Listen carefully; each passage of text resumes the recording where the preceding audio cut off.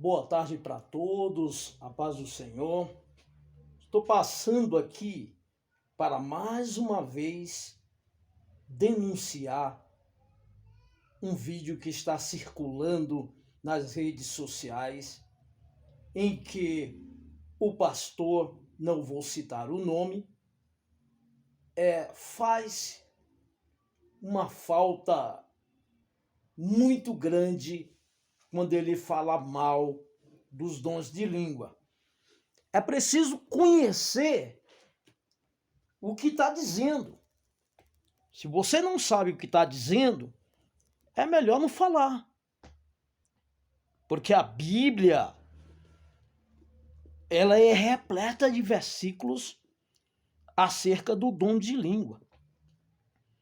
E a gente tem que entender e pesquisar sobre a origem da palavra para tentar entender de fato o que o versículo está falando.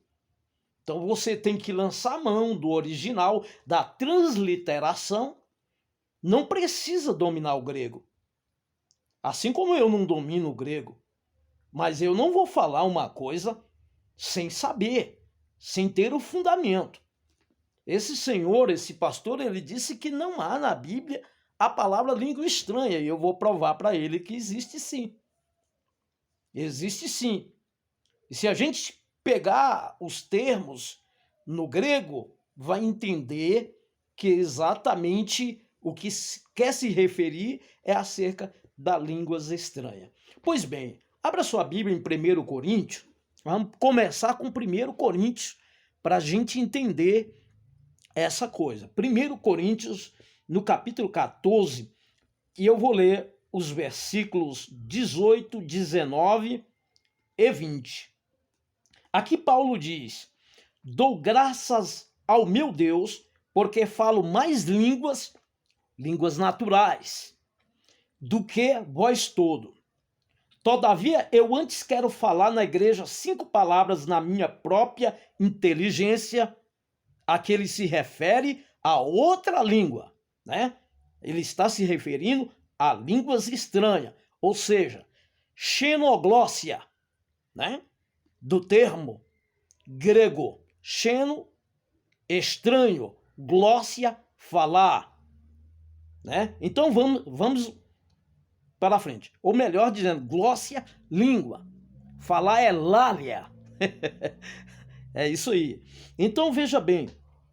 Todavia, eu antes quero falar na igreja 5 palavras na minha própria inteligência, para que possa também instruir os outros, do que 10.000 palavras em línguas desconhecidas. O que é língua desconhecida? O verbo desconhecido, a palavra desconhecida, né? Desconhecer ou estranho tem o mesmo significado.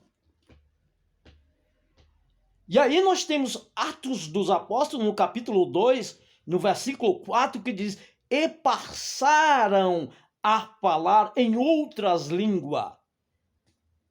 Passaram a falar em outras línguas. Aí nós temos a expressão glossolalia, falar em línguas, que é o termo do grego, né? Glosso, línguas.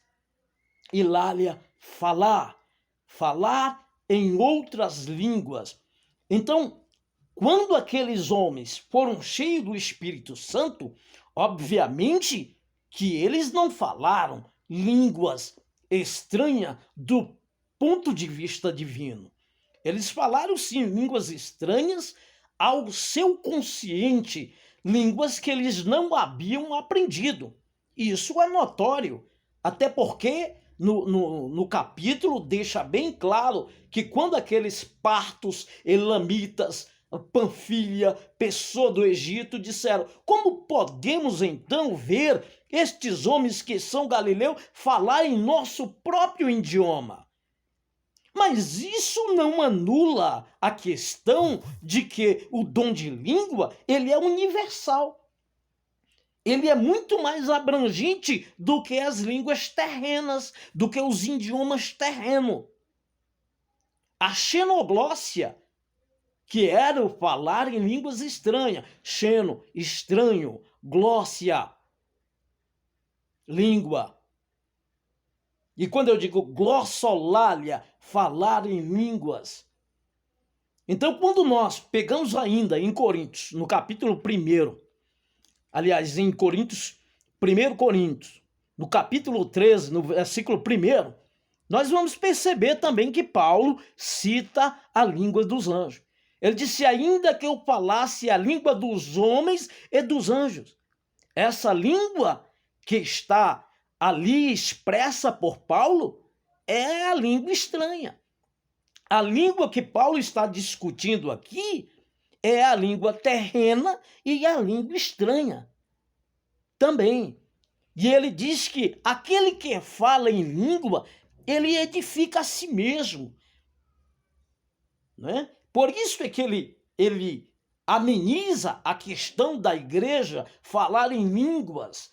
Ele aqui está ensinando como os irmãos usar o dom, né? Porque havia as questões de falar em língua, levantava toda a igreja falando em língua. A igreja de Corinto, ela tinha todos os dons, então levantava todo mundo falando em língua ao mesmo tempo e não se entendia o que se queria dizer, porque quem fala em língua edifica a si mesmo. Porque a língua estranha, eu digo língua dos anjos, ela não é inteligível para o ser humano natural.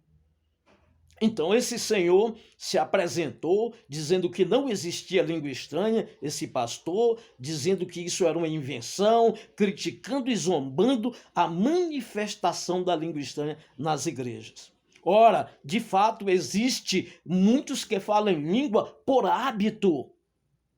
E isso não é correto, mas há muitos que falam em língua ao se sentir inspirado e cheio do Espírito Santo. Esse fenômeno ocorreu em 1907, na Rua Azusa. Nós não podemos eliminar o dom de língua, a expressão, a manifestação do dom de língua na igreja. Ele existe, ele é bíblico e sempre será. Que Deus em Cristo vos abençoe em nome de Jesus.